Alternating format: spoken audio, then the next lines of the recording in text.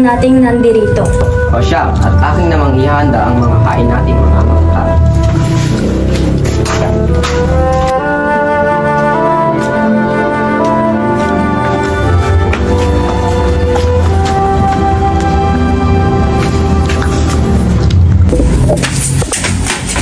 Magandang araw sa inyo mga bisita. Lubos ang galak ko at nakarating kayo. Kami nagpapasalamat din sa iyong pag-imbita sa amin. Tama, at nakasasabik na makilala ang iyong panauhin.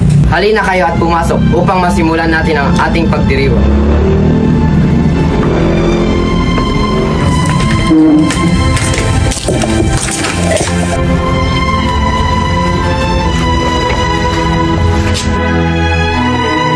Amen. Sa nakaraang linggong ito ay naalis ako sa parokya ng San Diego. Ako ay matagal lang naninilbihan roon kaya tunay akong naiinis. Ganoon po ba, Padre? Mali ang kanilang ginawa sapagkat napakagaling niyo pong pari. Sa pagkakalam ko din po ay may distribution din at monopolyo ng armas at tabako. Iyo pa nga ang sinabi. Labis talaga ang galit ko sa mga Indian na iyan. Peste at hamak sila sa ating bansa. Tama ka riyan, Padre. Naikwento niyo na po ba ang pagkakatanggal niyo bilang kura paroko ng mahigit 20 taon? Hindi dapat nakikialam ang hari ng Espanya sa pagpaparusa ng mga erehe. Huwag na huwag kang magsalita ng ganyang, Padre, sapagkat may katumbas itong mabigat na parusa. Pinalipat ka lamang sapagkat kailangang ilipat ang bangkay ng kilala nating pinagbintang erehe dahil lamang sa may hindi pangungumpisal. Tila ba, Tiniente, nangingialam ka na? Maaaring kuminakon muna tayo at ibahan na lamang natin.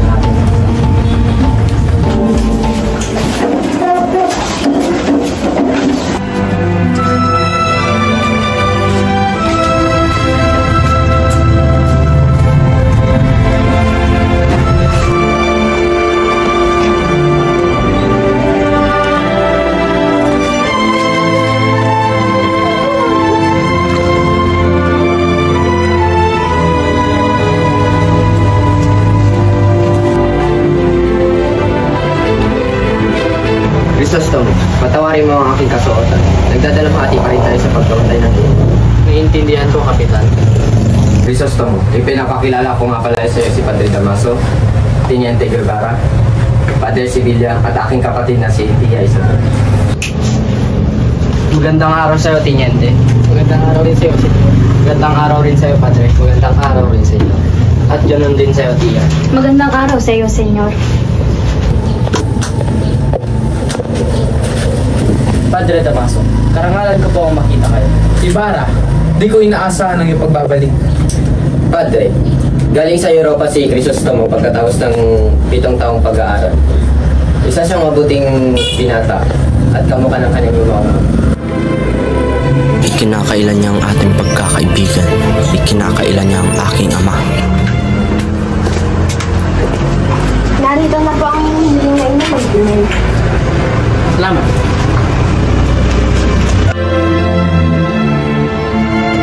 Magandang araw, Tiniente. Sana'y nagagandahan kayo sa pagtitipon.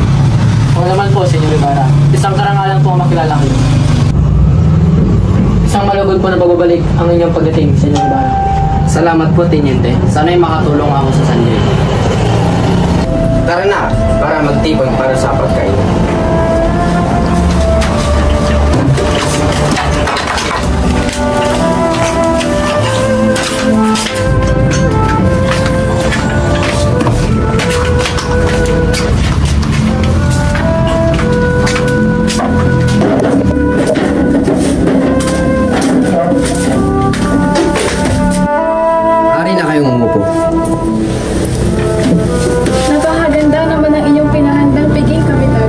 Inahanda ko talaga ito para sa inyo, aking mga bisita.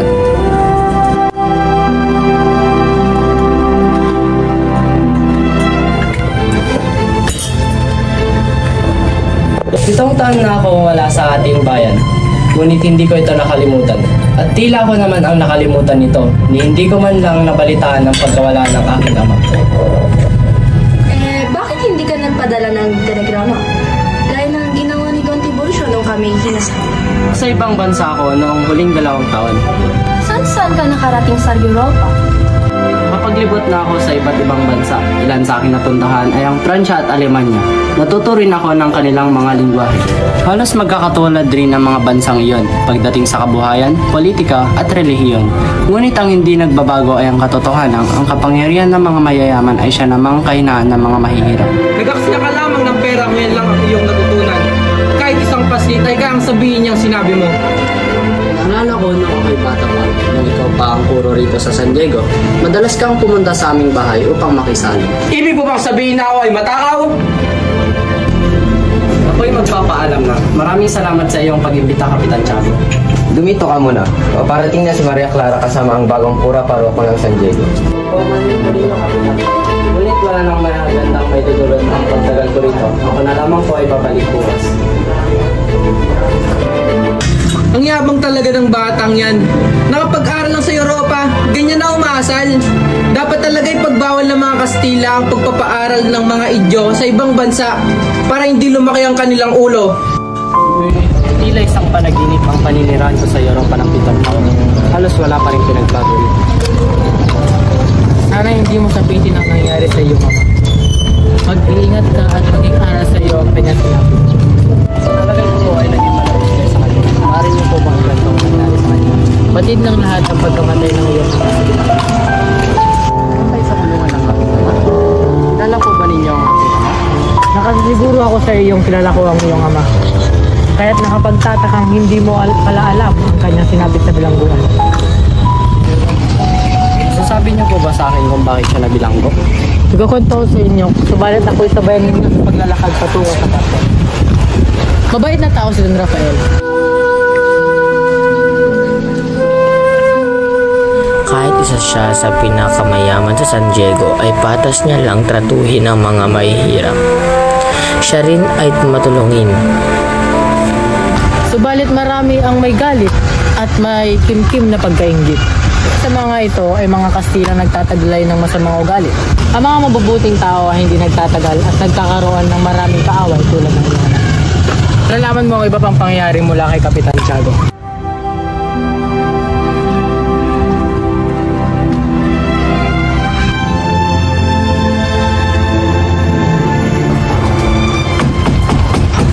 Sino yan? Magandang umaga po, Kapitan. Maria Clara, ayusin mo na ang iyong sarili. Dumating na si Ibarra.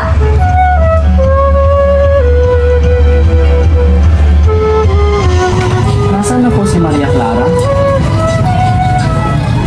Oh, nariyan na pala si Maria Clara. Maiwan ko muna kayo.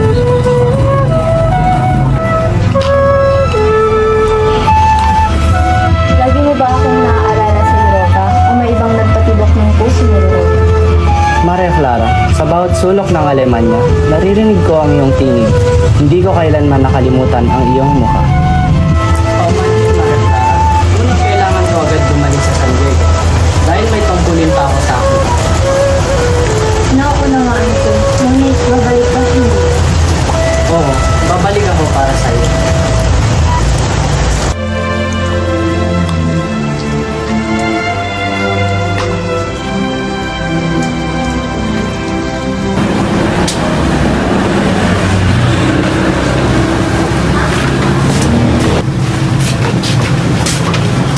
Maaaring matanong kung saan ang inyong panonoonan.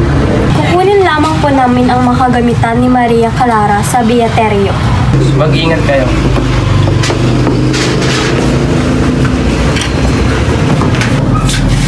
Kailangan nating mag-usap.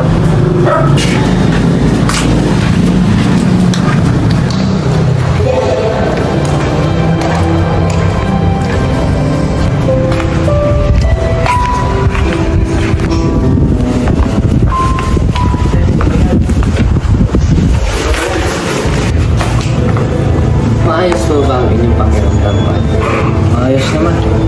Ako lamang ay naparito para ipagpatuloy ang aking servisyo. Maayos naman, Padre. Kung ganun, bago po kayo magpatuloy, may nais po sana akong isuwalat sa inyo. Ano yun, Padre?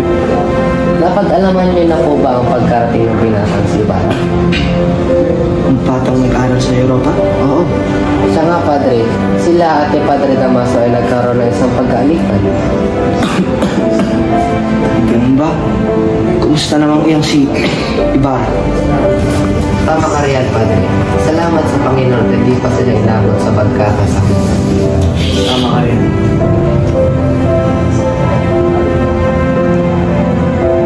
Tama ka rin, Padre. Alam mo, ang ating mga kayamanan sa Europa ay nawawala dahil sa pagtaas ng mga buwis. Tama ka riyan, Padre. Sanhi yan ng pagkawala ng ating mga ari-arian. Kung ako man ang kanilang tatanungin, mas maganda na ako hindi na nila itataas ang buwis ng mga ari-arian natin rito sa Pilipinas sapagkat marunong nang mamili ang ating mga kapwa Pilipino ng mas magaganda pa.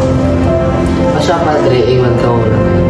Saka nga pala, hindi pa naiulat ng Teniente sa Kapitan General at sa pagkakaalam ko, nakikiisa pa ito kasama ni Padre Damaso.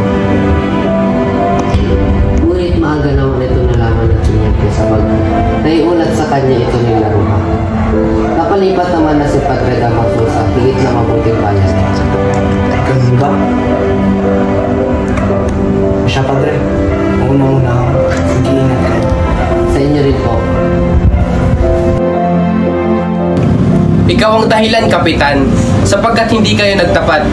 Kahit kailan may huwag kayong magsisinungaling dahil ako ang inaama ni Maria Clara.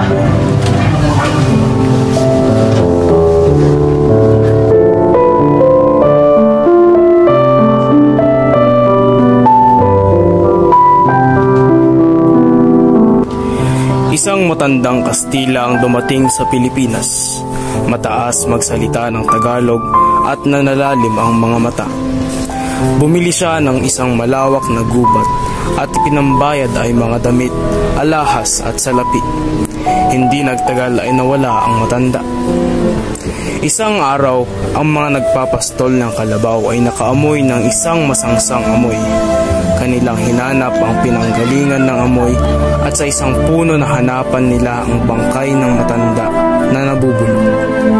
Natakot ang lahat kabilang ang mga babae sapagkat noong ito'y nabubuhay pa, bahaw ang tinig nito at malalim ang mata.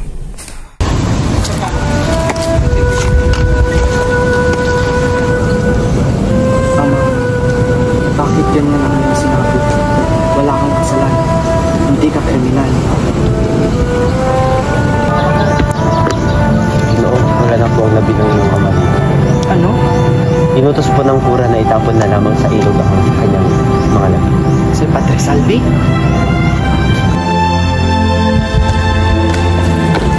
Ibarra, huwag mo ngayang alamun ka ng iyong galit. Ang hustisya ay hindi mo nakuha sa dahas.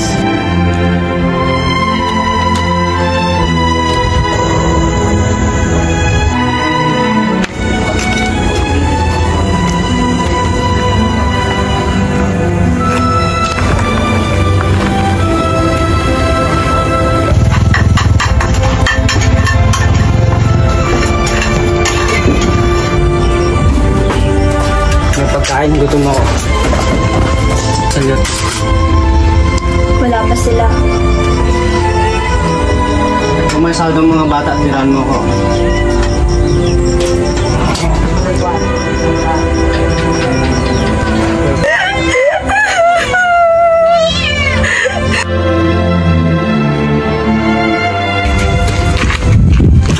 Nay!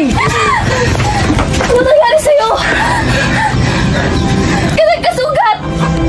Habang naglalakad po kasi ako, pinahinto po ako ng Guardia Civil. Pero sa takot ko pa na baka ako iparusahan, hindi na ako minto. Kaya ano? Nagpaputok pa sila ng baril at ako'y nadapisan nito.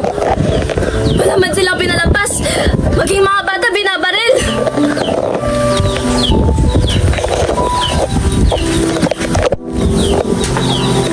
Nasaan ang iyong kapatid? Naiwan po siya sa kumbento. Nay, pwedeng wag nyo lang ipagsabi sa iba ang dahilan ng tugat ko sa ulo? Sabihin nyo na lang kung nahulog ako sa puno. Bakit pa na naiwan ang iyong kapatid? Pinagbintangan ko kasi siyang nagnakaw ng 2 onsa. Ang mga katulad nilang dukha ang nagpapasana maraming hirap sa buhay. Nay, may pagkain po ba? Pasensya ka na anak. Nakain na ng iyong ama.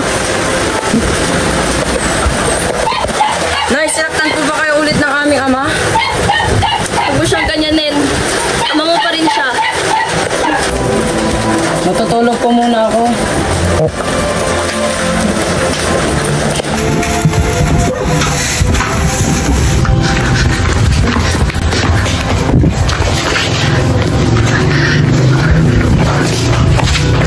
Tama na po! Basilio! Gising! Napapangungot ka. Anong bangungot na iyon? Wala po. Pero alam niyo po, may 3 po akong balak gawin. Una po, hihintay po kaming magkapatid na bilang sakristan. Tapos hihilingin ko po kay Ginoong Ibarra na ako'y bitunin niyang bilang tagapastol. At kung malaki-laki na po ako, hihingi po ako kay Ginoong Ibarra ng lupa upang sakahan. Tapos kung sakasakaling uunlad ang pamumuhay natin sa pagsisipag ko po, nais ko pong pag-aralin si Crispin kay Piloso Potasio. Tapos maaari na po kayong tumigil bilang tagalamay sa mga tinatahing mga damit.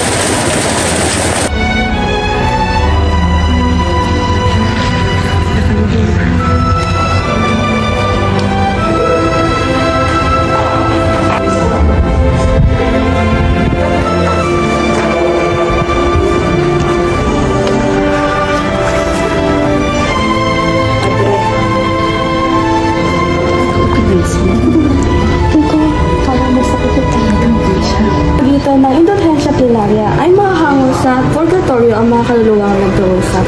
Na talagang kailangan magparami nito dahil isang indulhensya.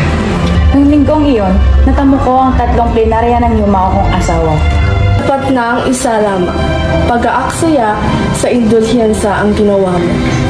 Sa pananalangin, kailangan natin unahin ang pasasalamat sa Diyos. Hindi dapat mauna ang pagsamba sa aking pagdarasal. Sa pananalangin, kailangan din unang ipakita ang tanda ng cross. Dapat nauhuli ang tanda ng cross. Hindi dapat ito ay mauna.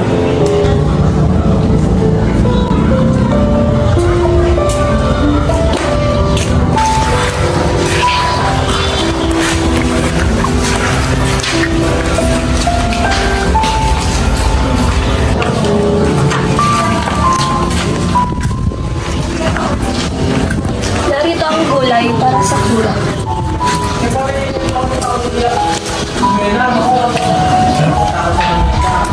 Maaari ko bang makausap ang kura? Hindi, dahil siya ay may sakit. Kung ganun ay, maaari ko bang makausap si Crispin? Si Crispin, hindi ba siya umuwi sa inyo? Hindi, si Basilio lamang ang naroon. Naiwan dito si Crispin. Kaya nais kong makausap ang kura upang siya'y sunduin. Naiwanan nga dito si Crispin. Pero, pagkatapos niya makapagnakaw ay tumakas din. Isinublong ng mga Guardia Civil kaya't anumang oras ay maaari nang dakipin ang inyong anak. Ba't nariyan nila inabot ang pagkay ng buwan? Maraming salamat po sa pagtulong na mahanap ang katawan ng aking ama. Walang anuman. Ngunit sa aking pagkakaalam, nasabi na si Teniente Guevara ang mga nangyari. Si Teniente? Anong kinalaman niya dito? Hindi mo ba alam, Ibo? Isa siya sa nakapagpaliging sa bangkay ng iyong ama. Napakabuti ng iyong ama nung siya'y nabubuhay pa. Marami siyang naiambag dito sa edukasyon sa San Diego. Nang mawala siya ay marami nagsuliranin ang kinakaharap ng edukasyon sa San Diego. Kawalan ng gastos sa pag-aaral dito sa San Diego at maraming pang iba.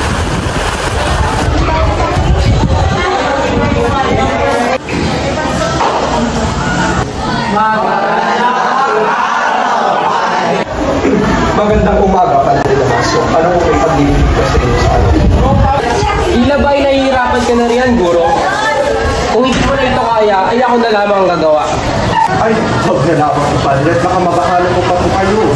Hindi naman ito nakakabahala sa akin. Saka alam kong paano dumisiplina ng mga bata. Halimbawa na lamang, ay sa tuwing nag-iingay ang mga bata sa kwadra, kahit na sila pa man ay nag-aaral, ay nadidisiplina ko pa rin sila. Ito naman kasi nakulang ang ating mga silid-aralan dito sa San Diego. Di ba, Ale? Ay palig naman sa akin ng mga magulang ng mga ito. Kaya naman ipinapangako ko na ipagpapatuloy ko ang pagsuporta sa edukasyon dito sa San Diego. Babanggitin ko lahat ng napag-usapan natin sa susunod na pulong kasama ang Teniente Mayor.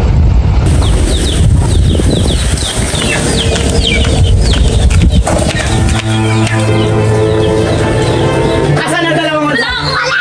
Labas mo! Kasama ko pero pwede mo ba ako mauna maglahat pagdating natin sa bayan? Wag!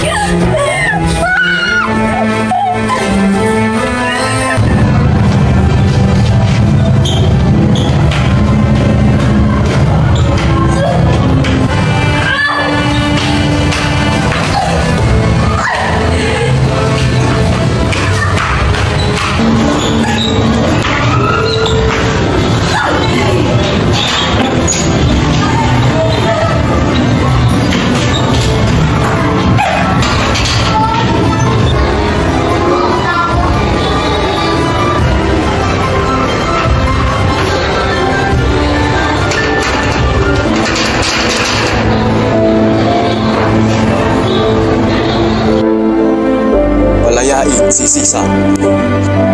Crispin! Basilio! Crispin!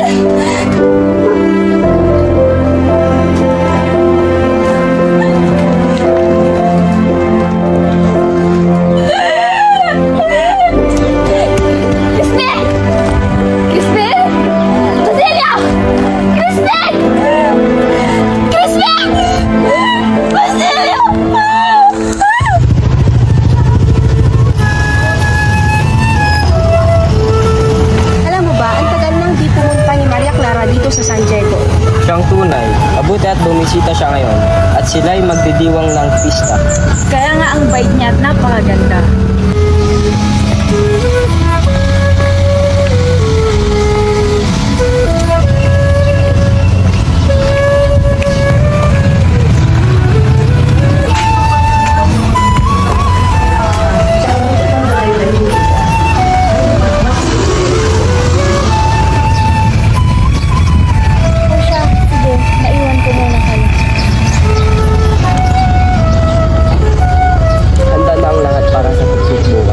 Mabuti naman.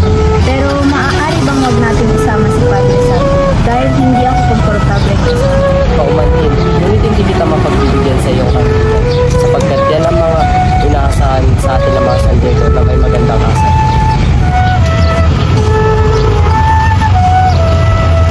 Paumanhin, ngunit masama ang aking pakiramdam. Mauuna po muna. Padre, baka na naisip niyo pang sumama sa aming picnic bukas. Pinagagalak kong sumama, Ginoong Ibarra.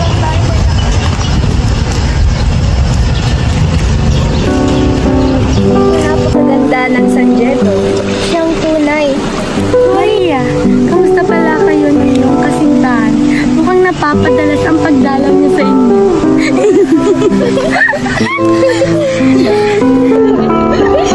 Kayo'y manahimik muna at baka isipin ng nakakarinig sa atin tayo'y nasisiraan ng bait dahil tawa kayo ng tawa.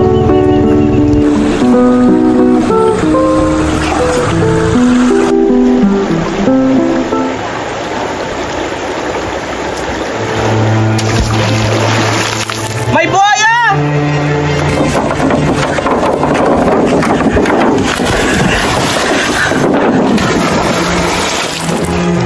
Diyos mío, Ibarra!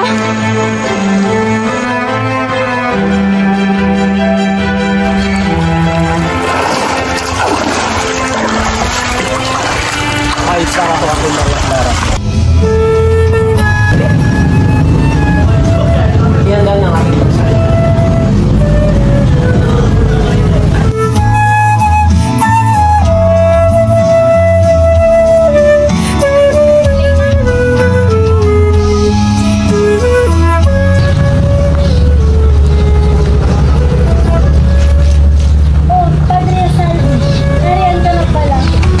Pinagagalak namin at dumating ka. Kain ka muna. Ngunit, hindi na bakit ikaw ay natagalan sa pagkain? Ako'y naligaw. Salamat sa Diyos at nahanap mo rin kami.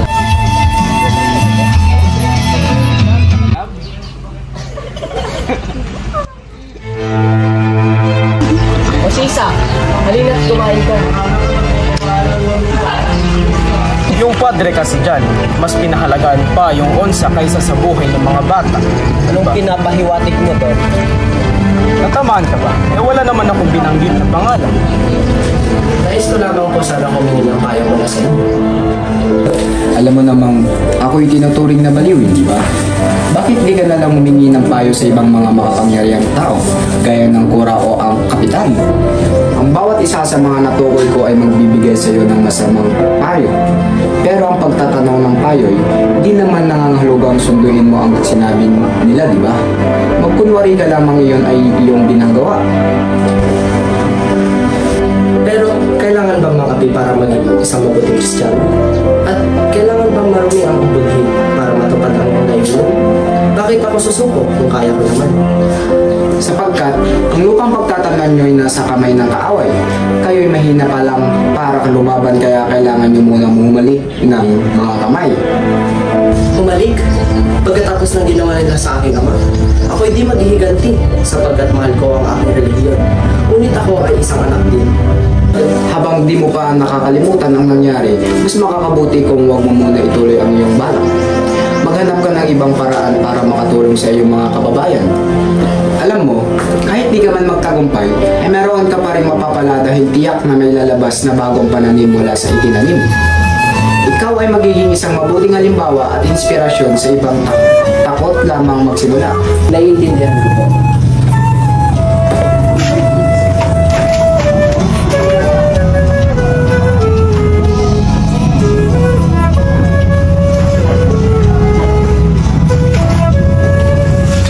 Ibarra, Maria, tara mamasyal. Ama, maaari po ba akong sumama? Sige, basta bumalik kayo bago maghapunan. Darating ang iyong ninong, si Padre Damaso. Pangako po, babalik po ako kaagad. Ikaw, Ibarra, dito ka na maghapunan. Maraming salamat sa imbitasyon, Kapitan. Ngunit may hinihintay po akong bisita at hindi ako makakadalo mamaya.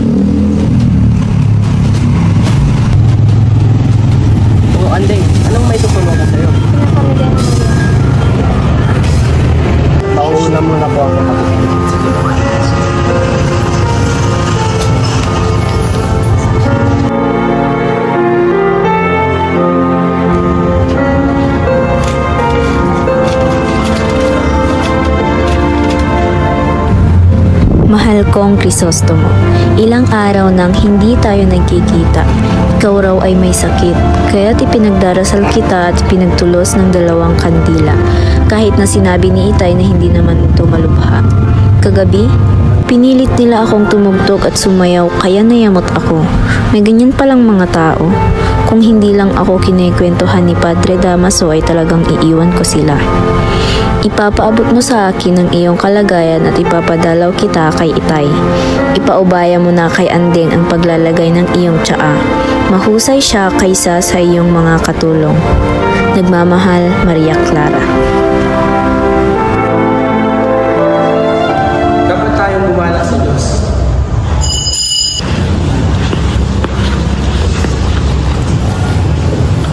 Ibarra, mag-iingat ka mamaya sa pagdiriwang sa pinapatayo ng eskwelahan.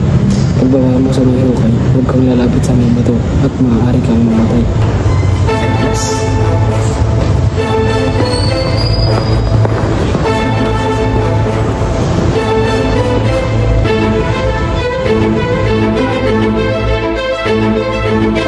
Crisostomo, balita ko ay nagluluksa ka pa rin sa pagkamatay ng iyong ama. Isang malungkot na pangyayari. Padre, hindi ba't mas maganda pag iba ang ating pag-uusapan? Napakalungkot na sinapit ng iyong ama. Siguro, kung hindi mo siya iniwan, ay buhay pa siya ngayon.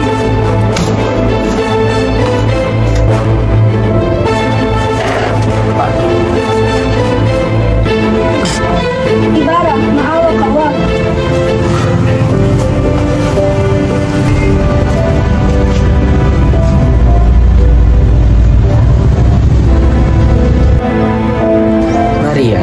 Alam, hindi na natin matatanggap si Ibarra sa ating tahanan. Wala na siyang lugar sa buhay natin. Bakit hindi mo sulatan ng iyong ama? Baka may paraan pa. Di ko na alam kung ano ang tama. Hindi ko rin siya bibigyan ng kahit anong tulong. Ang utang ko sa kanya, 50,000 piso. Wala na, hindi ko nababayaran. Mga kababayan! May bago lang kadipan! Mga kababayan!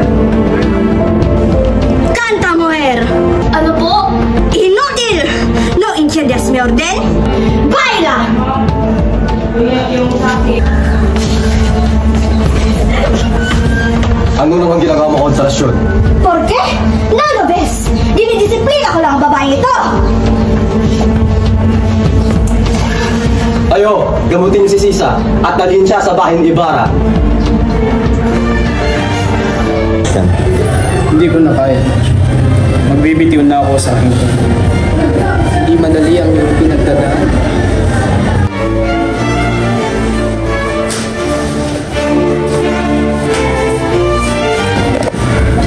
Oh, Marita. Narito na pala. Maganda na. Nadadala ko kayo.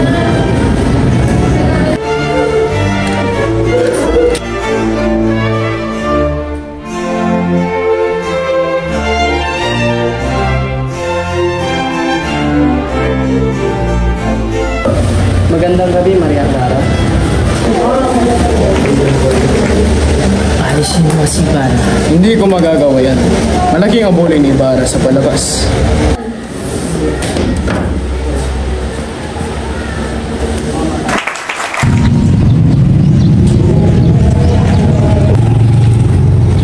Magandang araw, Bino.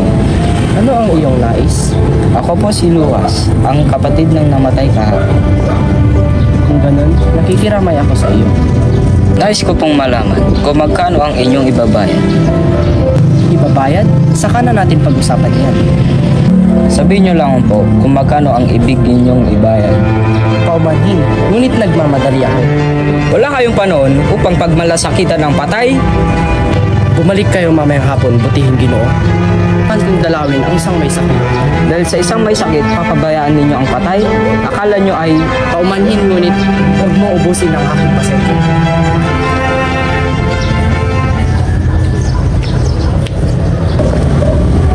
Tiburcio, aking asawa.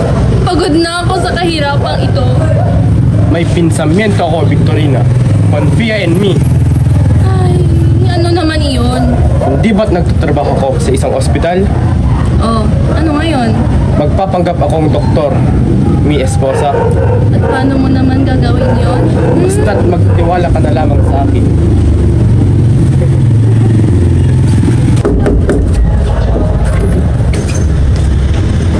Nasaan ang anak ni Tiago na may sakit, Senyor Isabel? Naroroon sa kanyang kwarto, Don Tiburcio. Sige, kami na ang bahala sa kanya, Isabel.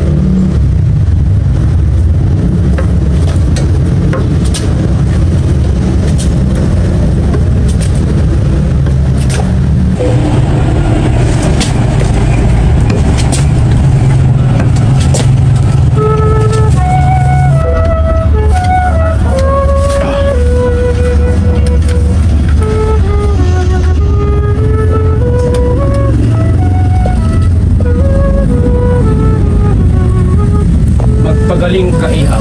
Ito ang binireseta ko sa'yo. Bigin at gatas.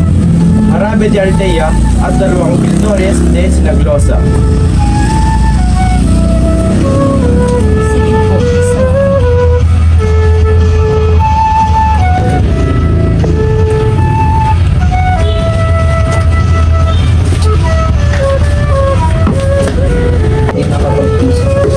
Kamusta ang aking Clarita?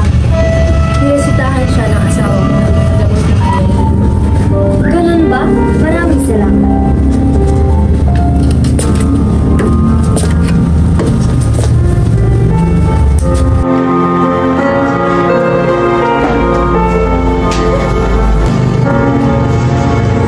Maria, anak ko, hindi ka mamamatay. Anak, ano pong ibig niyong sabihin?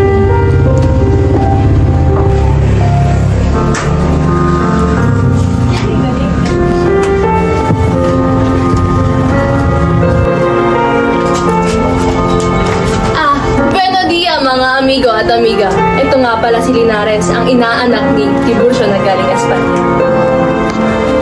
Ikaw pala ang pamangkin ni Tiburcio at ang inaanak ni Carlitos. Ikaw pala nababanggit niya sa liham.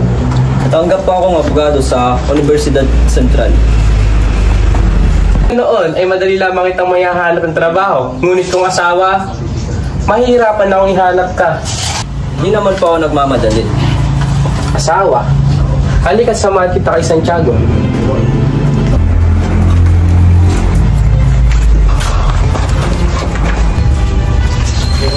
May naghahanap po sa'yo, mahal na hura.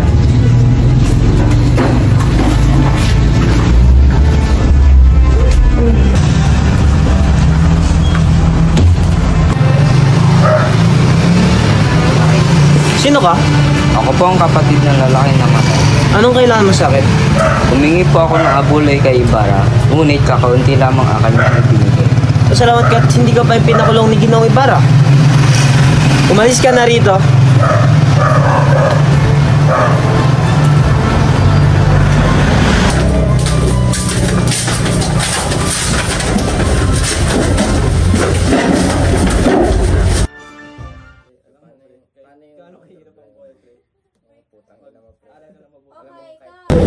Tiyak na labis na magdalamhati si Maria Clara sa pag-alis ni Padre Damaso sapagkat parang ama ang turing niya dito.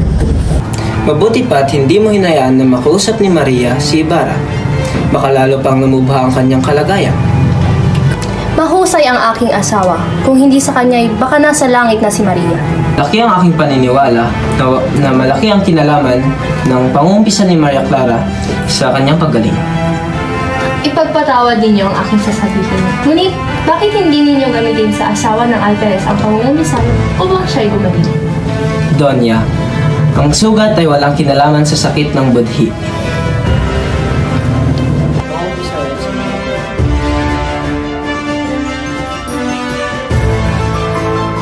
Hindi niya pa ba ako sinusulatang muli? Marahil ay abala siya upang mabigyan kapatawaran ng Archbishop.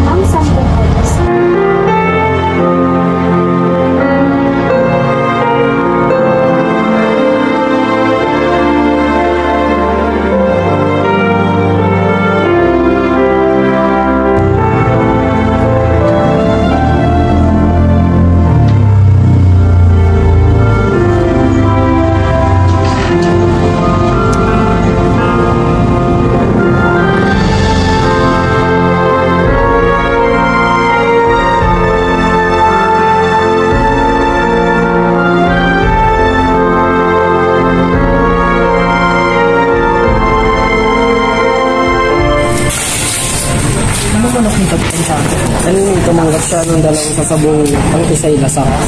May nasabak ko kaya ang aking manok na bulik. Maganda ka. Maganda ka. May balik ka sa akin bisinang na nasa magandang kalagayan ng siya. Wala na siyang ganda. Ngunit hangina. Paglabanin kayo natin. Ustad, tatlong wansa. O sige. Sige. Ako rin. Abang daw sa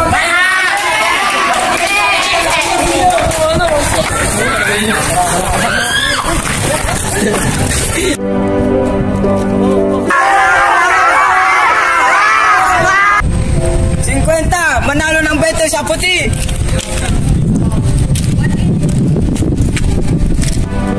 Maraming pera kahit nila kami pero hindi ba kilala niya kami? Baka maaari na kami kahiramihan kami. Bruno at ang kapatid Luis si Tarsilo, anak kayo ng lalaking pinatay ng mga gwardiya sibil. Pitid kong wala kayong balak na maghiganti. Hindi na dapat pakilaman ang mga bagay niyan sapagkat maaaring magbunga ng kamatayan ang panghihimaso. Wala sana kaming kapatid na babaeng matagal na kaming nabitay. Tao po! Tao po! May bigay po na liham. Maraming salamat po.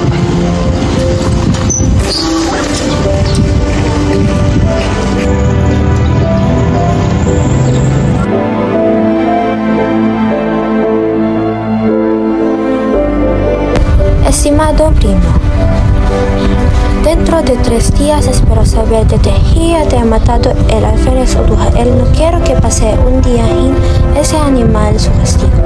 Si pasa ese plazo, la uno leyes desafío a ese.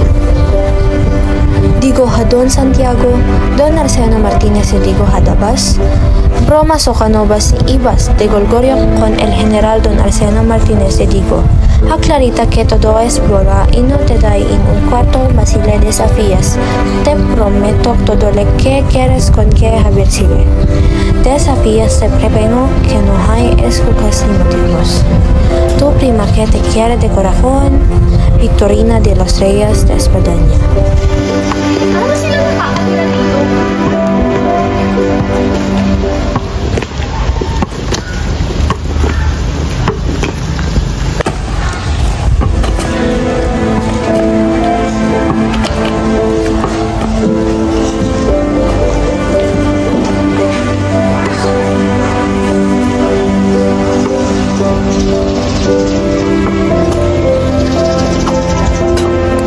Naiinggit ka sa akin. Hindi nga ako sa magpulang-pulang mong pisngi. Uwi na tayo. Huwag mo siyang pansinin. Hindi mo ba ako kilala? Hindi mo ba alam na ako ay hindi taga-lalawigan at ako ay taga-Maynila? Hindi nakakapasok sa loob ng aking pamamahay ang Alperes. Dahil hanggang pintuan lamang sila. Siya nga ba? Dahil ba ang nakakapasok lamang sa bahay mo ay isang pilantod? Saan naman sayang na bandera? Grabe ka! At least wala akong asawang pilay!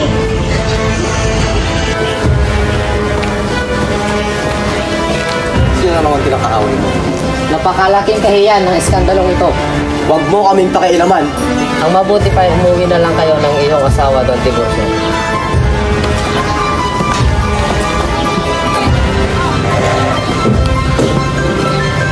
Tinanggap na ng alkalde yung aking pagbibitiw. Hindi ko alam kung nararapat ko pala kayong batiin sa ginawa ninyong pagbibitiw sa panahong kalaban ninyo ang mga Guardia Sibil. Higit na kailangang matatag ang mga namumuno sa panahon ng digmaan. Gusto ba ninyong inom ng gamot? Hindi na kailangan ng gamot ng isang taong mamamatay na. Kayong mga maiiwan ang higit na mga kailangan nito. Pakisabi kay Ginoong Crisostomo na dalawin ako bukas at may mahalagang bagay akong sasabihin sa kanya. Ilang araw na lamang ang nalalabi sa aking buhay, ngunit ang bayan ay tumatahak pa rin sa kadiliman. Ako'y magpapaalam na, Tasha. Ika'y magpagaling.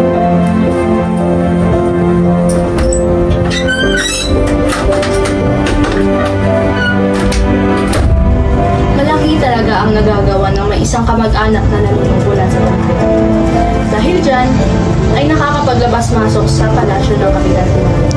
Una ko pa lamang nakita niya sa ibahay. Naniwala na ako na isa siyang filibustero. Ano pala sabi ng Kapitan General sa kalagayan ni Crisostomo?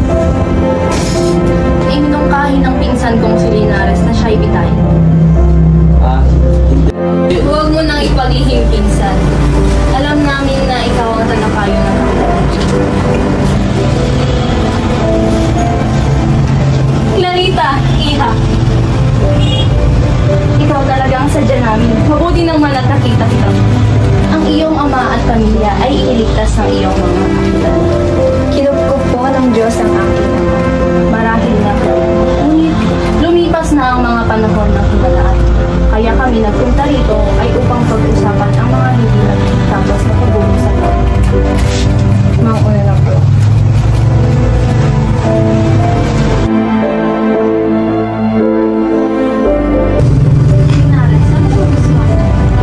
Dahil sa kanyang pagiging bilibining mahihing. Isabel, ipagsabi mong gumawas tayo ng isang pista. Mukha siyang tanga kahit maganda siya. Bakit kaya siya ang pinili ng mga lalaki? Mayaman siya. Ano pa ba? May kapalit na agad. Abay, napakatalinong babae. Marunong sa buhay kahit paano agad ay alam natin.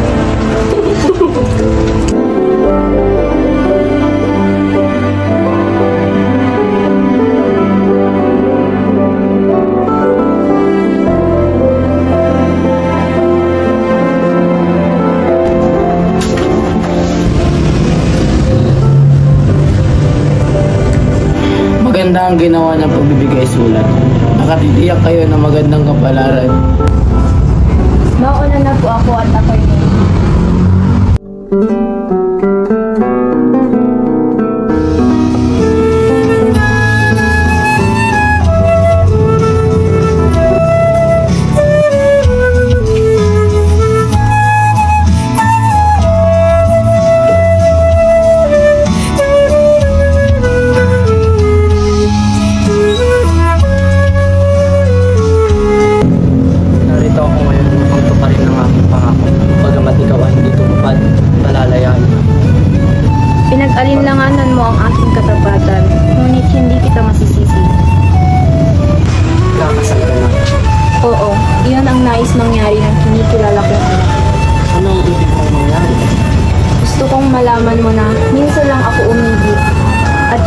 ito maaangkin mo.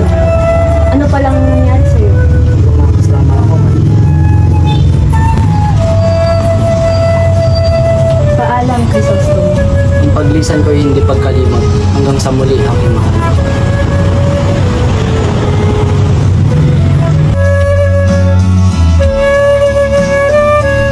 Niligtas mo na ang buhay ko ng 2 beses. Nararapat lamang na sumama ka sa akin sa ibang bansa at magturingan tayo bilang magkakasama. Hindi ako magiging maligaya sa ibang lugar. Dito ko nais magtikis at mamatay. Pero bakit pinapalis niyo ako? Sa ibang bayan, maaari kayo magtagumpay. Kung daranasin niyo ang hirap dito, ay baka itakwin niyo ang sariling bayan. Hindi totoo yan, dahil ang tanging inisip ko lamang ay ang kapakanan ng bayan. Tutuklasan na nila ang iyong pagtakas. Oh! Sa kayo at ako'y tatalo. Bakit? Kailangan ako marakong kanilang tugisin. Ililigaw ko sila. Huwag kang umalis, lumaban na lamang tayo ng patas. Hindi tayo magtatagumpay dahil wala tayong mga sandata. Magkita na lamang tayo sa Noche Buena, sa libingan ng inyong mga ninuno.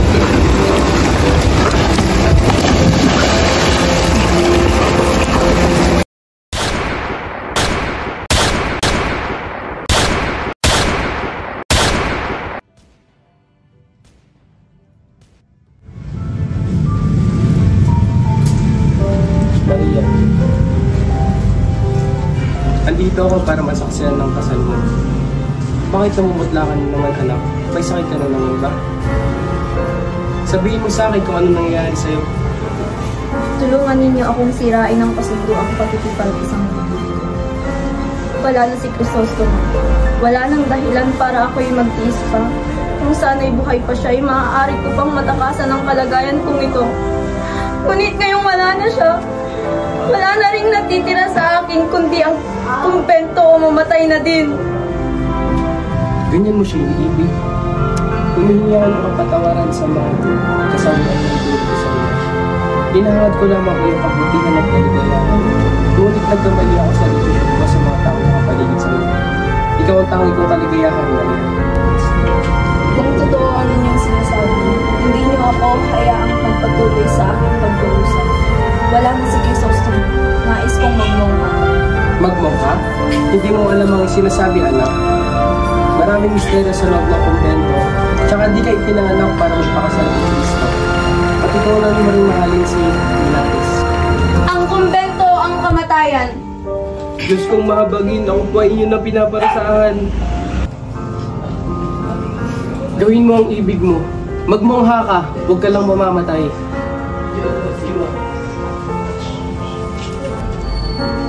Diyos ko, ako na lang po ang inyong parasahan, huwag lang ang anak ko. Gantian pa sana kaya ng Diyos sa inyong kabutiang loob. Ngayong Pasko po ay gusto ko sanang umuwi para makita ang aking ina at kapatid. Hindi ka pa lubusang magaling at may kalayuan ng inyong bayan. Kaya't mahihirapan ka makauwi sa inyo. Na naghihirap ng kalooban ng aking ina sa paghahanap sa akin. O siya, sige, mag-ingat ka. Babalik po ako at isasama ko po ang aking kapatid.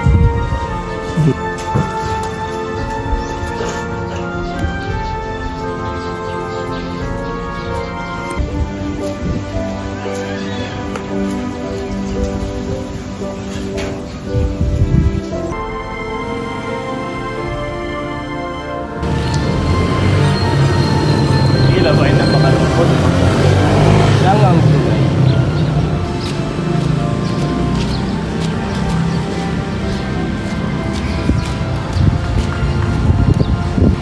Si Sisa, hindi ba't nasa bahay siya ng isang manggagamot? Magaling na siya. Natakot ang manggagamot kasi pagbinta ng kaibigan ni Crisostomo. Kaya pinalis siya sa kanyang bahay. Nasa gubat na siya ngayon.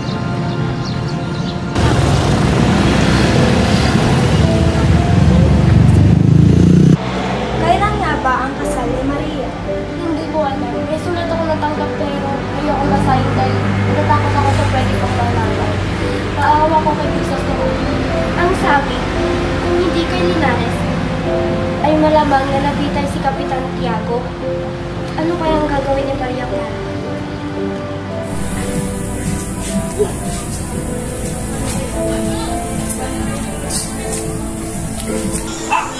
Patasin mo na si Sisa.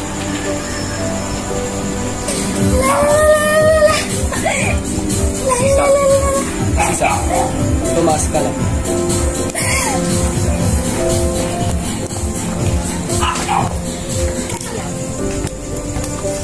Nay! Nay!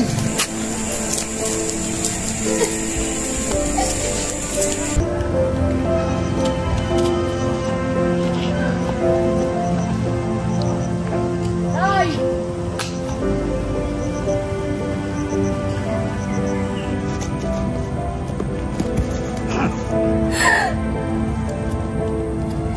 Basilio! Basilio! Anak! Gising! Basilio! Gising! Anak! Basilio!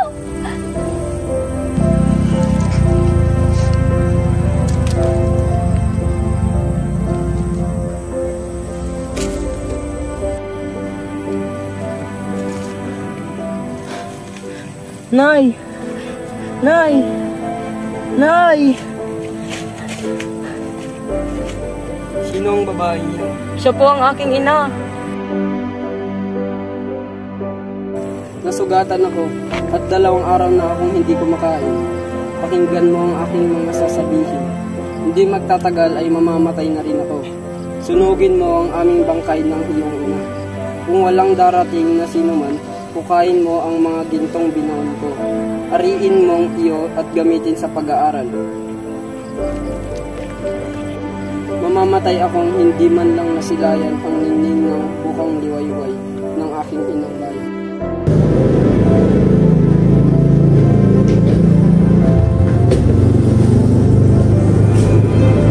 Anong ginagawa mo rito? Lumayas ka! Labas! Lumabas ka rito! Labas! Maria, hindi lang yan ang tamang pagdaan sa iyong kabanal-banalan na konklusyon. Maria. Inilingkod ko ang sarili ko rito para sa katahimikan. Ngunit ginampalan naman ako ng iyong presensya. Inuutusan bilang isang sugo ng Diyos na lumuhod ngayon din at magsasagawa ko ng eksorsismo. Hindi ako luluhod o hihingi ng kapatawaran sa'yo. Demonyo ka. Eres al verdadero hijo del diablo. Tila ako'y nasasaktan sa iyong pagtanggap sa akin, Maria. Matapos ang lahat ng sakripisyong ginawa ko, pagkatapos ng lahat ng ginawa ko, Bitawan mo ako! Bitawan mo ako!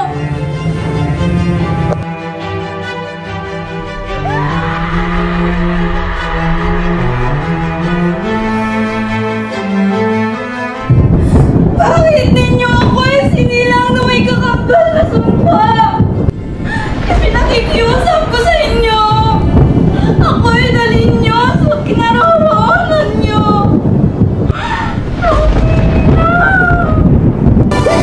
Revela yan at yan at andino ay hagdunwala!